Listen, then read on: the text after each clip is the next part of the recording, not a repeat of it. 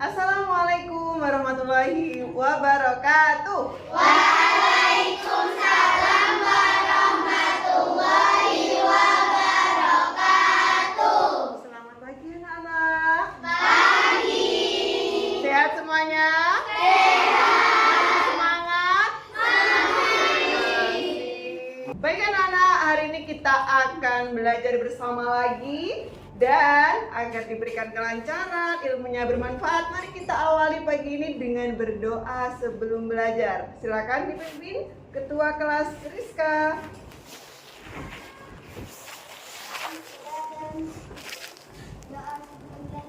Bismillahirrahmanirrahim. Baik anak-anak, alhamdulillah hari ini semuanya masuk. Ya. Kemarin kita sudah belajar tentang yang namanya ekosistem. Masih ingat? Jadi kalian kenapa sih kok padahal ular itu berbahaya, tikus itu berbahaya, kok kenapa Allah masih menciptakan itu semua? Kalian tahu alasannya kenapa? Karena untuk menyeimbangkan ekosistem. Hari ini kita akan belajar lebih dalam lagi tentang rantai makanan. Tujuan pembelajaran kita hari ini adalah yang pertama, anak-anak nantinya mampu mengetahui apa sih rantai makanan itu. Dan yang kedua, anak-anak mampu menentukan peran makhluk hidup dalam suatu rantai makanan. Misalnya, padi sebagai apa, tikus sebagai apa, ular sebagai apa. Dan akhir dari semua itu akan menjadi apa. Ya. Yang ketiga, anak-anak mampu membuat rantai makanan di lingkungan sekitar. Nah, penting ini. Yang keempat, anak-anak mampu membuat jaring-jaring makanan pada suatu ekosistem. Makanya hari ini kita harus belajar lebih aktif lagi, lebih giat lagi. Semuanya tidak boleh pasif, semuanya harus aktif. Anak-anak, sebagaimana tadi sudah Bu Guru jelaskan, bahwasanya makhluk hidup dapat berperan sebagai sumber energi atau sumber makanan bagi makhluk hidup lainnya. Sehingga terjadilah proses memakan dan dimakan. Itulah yang kemudian disebut sebagai apa? Rantai. Sekarang coba kalian amati. Nah, di bagian yang pertama itu ada tumbuhan. Tumbuhan ini dapat menghasilkan makanan sendiri dari fotosintesis. Oleh karena itu, dalam sebuah ekosistem tumbuhan berperan sebagai produsen. Tumbuhan ini bisa saja rumput, bunga, padi, dan lain sebagainya. Dan yang kedua ada kelinci. Nah, kelinci ini memakan tumbuhan untuk mendapatkan energi. Dalam rantai makanan ini, kelinci berperan sebagai konsumen tingkat satu. Nah, selanjutnya ada ular. Ular merupakan hewan pemangsa atau predator. Jadi ular memakan kelinci. Sehingga di rantai makanan ini ular berperan sebagai konsumen tingkat 2. Nah, biasanya kalau kita mau menentukan itu, yang pertama produsen. Ciri-cirinya produsen itu apa sih? Jadi produsen itu dia yang bisa menghasilkan makanan sendiri tanpa memakan makhluk lain, yaitu tanaman. Dan yang kedua, bagaimana sih Bu cara menentukan konsumen 1, konsumen 2, konsumen 3, dan lainnya? Nah, konsumen 1 ini ditempati oleh hewan pemakan tumbuhan atau bisa disebut sebagai apa? Herbivora. Jadi ingat-ingat ya, konsumen tingkat 1 ditempati oleh siapa? Hewan herbivora atau hewan pemakan tumbuhan. Nah, kemudian di konsumen tingkat 2 ini ditempati oleh hewan karnivora. Hewan apa itu? Makan daging. Terus Bu, kalau omnivora di mana? Nah, omnivora itu hewan pemakan apa sih? Apa saja? Dan daging. Nah, untuk omnivora ini bisa saja dia menempati konsumen 1 atau 2? Kenapa Bu Guru?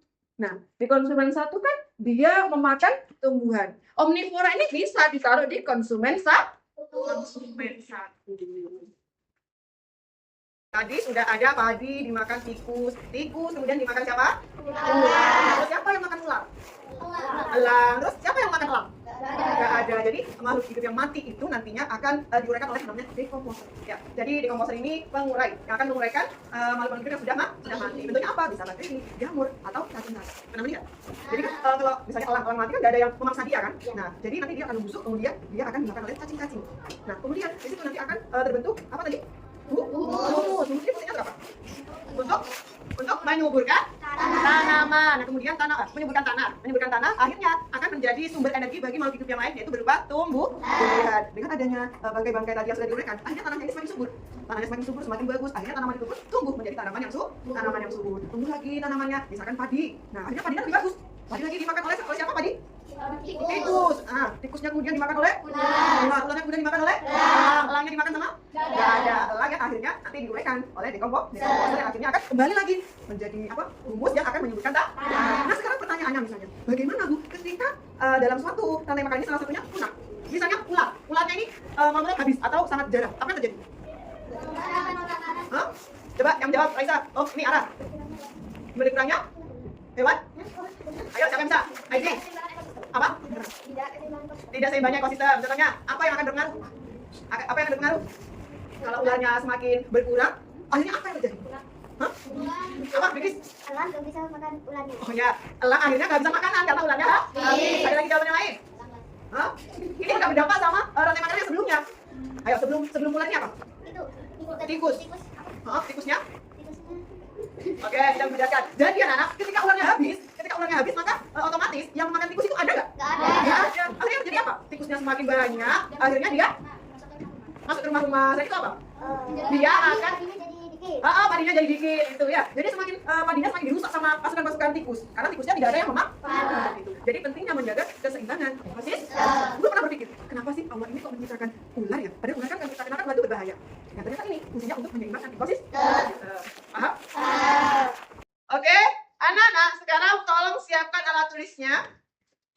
Siapkan alat tulisnya dan tugas kalian adalah mengerjakan tugas tentang rantai makanan. Silakan tulis nama dan tanggalnya. Diisi sesuai dengan kemampuan kalian masing-masing, tidak ada yang mencontoh temannya.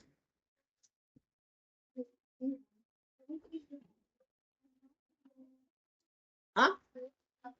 Nama panjang.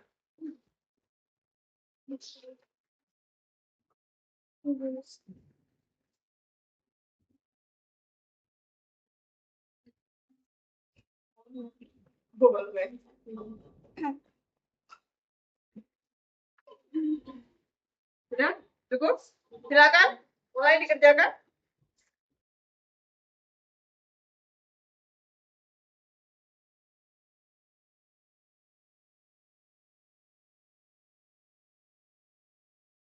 Oke, anak-anak, tadi semuanya sudah ngerjakan lembar kerjanya. Sekarang kalian satu persatu untuk maju ke depan presentasikan hasil dari pekerjaan kalian. Ya, jadi dibaca kemudian perannya apa, kenapa, seperti itu. Oke. Pertama, Bu Guru panggil Raisa Odelina. Dibawa ke tengah.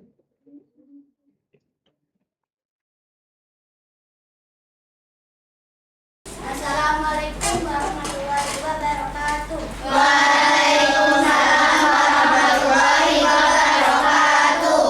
Saya akan menjelaskan rantai makanan. Pertama, apa peran tadi dalam rantai makanan ini? Produsen, karena dia bisa hidup sendiri tanpa memakan yang lain. Dua, apa yang terjadi jika populasi ular menurun?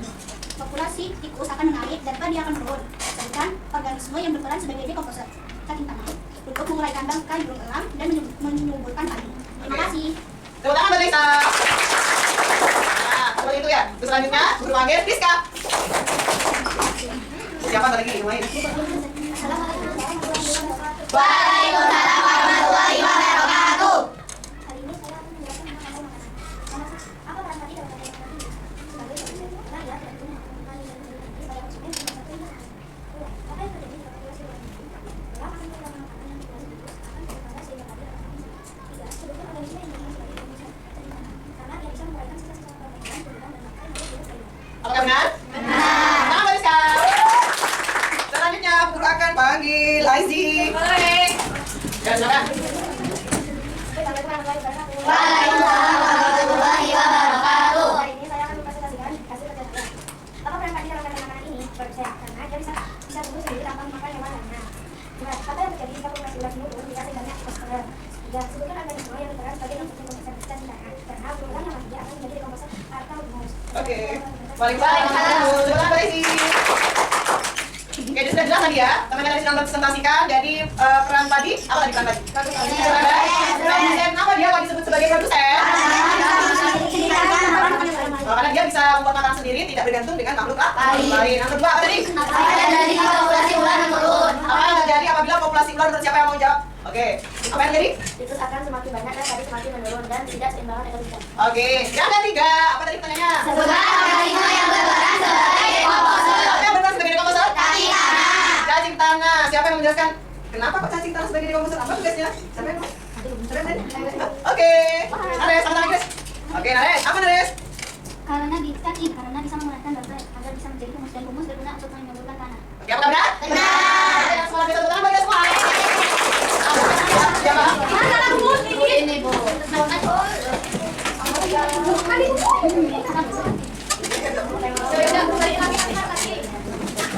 Oke, guru sudah terima lembar kerja dari kalian. Guru akan menilai kira-kira siapa yang sudah benar-benar paham dan siapa yang masih di awal-awal. Oke.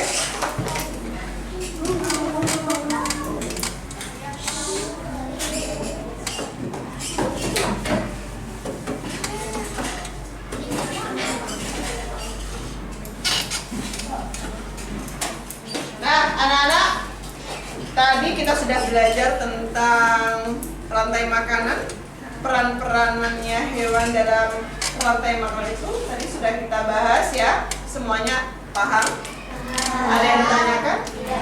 Ya, jadi proses memakan dan dimakan itu disebut apa? Rantai makanan. Rantai makanan. Kemudian ketika rantai makanan itu tidak seimbang, maka yang terjadi adalah apa? Tidak Seimbangnya ekosistem dan akhirnya akan membahayakan makhluk hidup lainnya. Tadi ketika orang tidak menemukan tikus, berarti apa yang akan dia berbuat? Dia akan mencari makanan apapun yang akan dia makan. Ya, begitu pun elang. Begitupun elang, ketika dia tidak menemukan ular untuk dimakan, maka dia akan sembarang yang dimakan. Ya, jadi sampai sini paham? Apa sih, Bu, manfaatnya kita kok harus belajar tentang lingkungan dan alam ini? Apa kira-kira? Apa ya? Jadi manfaatnya agar kita tahu bagaimana sih menjaga lingkungan agar tetap stabil, bagaimana sih memelihara, melestarikan lingkungan agar tidak membahayakan sesama. Nah, anakku yang sayangi, jadi untuk pelajaran hari ini kita cukupkan. Rantai makanan jangan dilupakan ya. Kalau bisa nanti ketika di rumah ketemu binatang sekecil apapun, kemudian anak harus ini mau apa namanya? Lihat kata hidup. Ini kupu-kupu sebagai konsumen berapa ya? Nah, gitu. Oh, ini membuat berarti dia produsen. Kalau kita semua sebelumnya kira-kira konsumen berapa ya? Nah, nanti biar anak semakin ingat konsep rantai makanan. Ya. Oke. Hari ini guru cukupkan. Untuk kegiatan selanjutnya kita akan membuat kreasi. Kita membuat kreasi, jadi kita akan membuat jaring-jaring makanan. Ya, nanti akan guru kelompokkan. Jadi kalian harus berkreasi. Oke. Mungkin cukup sekian.